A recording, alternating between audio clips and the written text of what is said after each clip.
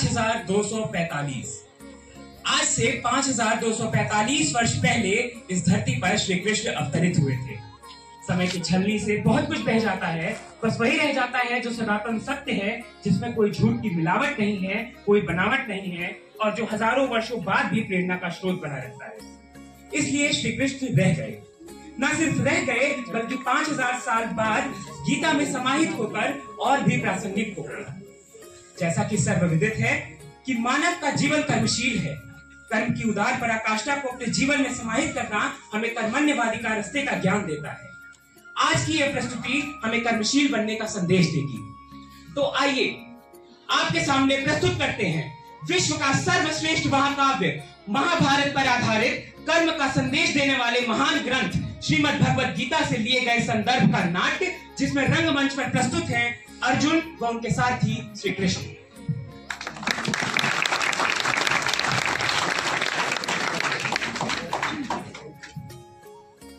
भगवान ममृतम माद्योक्तितम।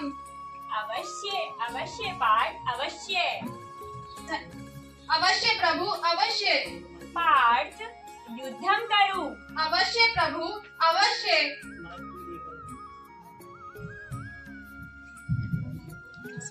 गुरु द्रोणाचार्य, भीष्म पितामह, कृपाचार्य, अहम युद्ध ना करें। करो, डरते क्यों हो कायर, युद्ध करो। आओ अर्जुन पार्थ, युद्ध करो। क्या हुआ पार्थ, क्यों चिंतित हो? माधव, इस युद्ध क्षेत्र में मेरे आदरणीय गुरुजन और मेरे सके संबंधी हैं प्रभु। मैं इनके साथ भला कैसे युद्ध कर सकता हूँ प्रभु, कैसे? सगे संबंधी होते तो मित्रता करते, शत्रुता नहीं करते। वसासी जीवना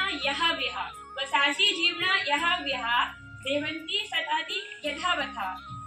पार्थ, जिस प्रकार मनुष्य पुराने वस्त्र को त्याग कर नए वस्त्र धारण करता है, उसी प्रकार हमारी जीव आत्मा भी पुराना शरीर त्याग कर नया शरीर धारण करती है। तो मृत्यु की और जीवन की कोई भी बात अपने दिमाग में मत लेके आओ। युद्ध करो पार्थ, युद्ध करो। प्रभु अहम युद्ध न करे स्वामी, प्रभु अहम युद्ध न करे स्वामी।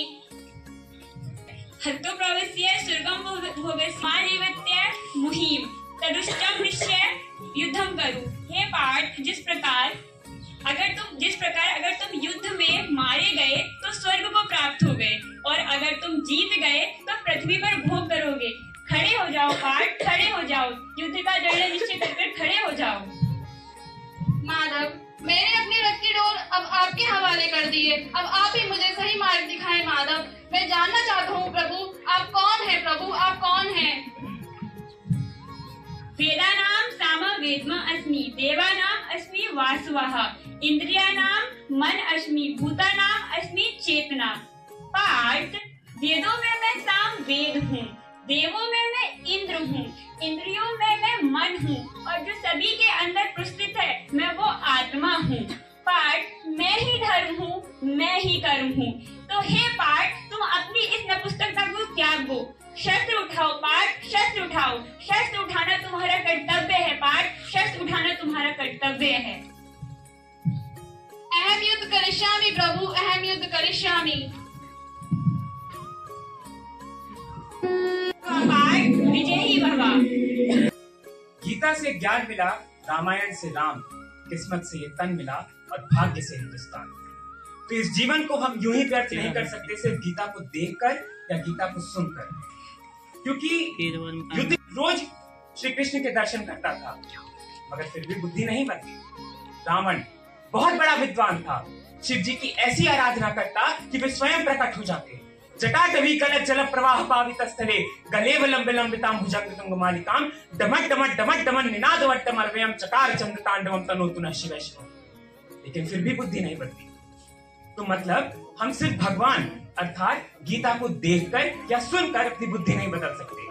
गीता में लिखे उद्देश्यों को हम अपने जीवन में उतारना होगा, क्योंकि ना नर में कोई राम बचा, नारी में ना कोई सीता है, ना धरा बचाने के खातिर विष कोई शंकर पीता है, ना श्री कृष्ण सा धर्म का किसी में ज्ञान बचा है, ना श्री कृष्ण सा धर्म का किसी भी ज्ञान बचा है, ना हरिश्चंद्र सा सत्य किसी के अंदर रचा बसा है, ना गौतम बुद्ध सा धैर्य बचा, ना नानक जी सा परम त्याग। बस नाच रही है नर के भीतर प्रतिशोध की कुटिल आग। तो बोलिए कि उस स्वर्णिम युग का क्या अंश बाकी हम तो बोलिए कि उस स्वर्णिम युग का क्या अंश बाकी हम में, कि किसकी धुनी में रमकर हम फूले नहीं समाते हैं। हम स्वयं को क्यों श्रेष्ठ बताते हैं, हम स्वयं से क्यों इतना शर्माते हैं। तो आइए आज हम जो एक संकल्प उठाते हैं, गीता को अपने जीवन में लाते हैं और अपना जीवन सफल बनाते हैं। धन्यवाद।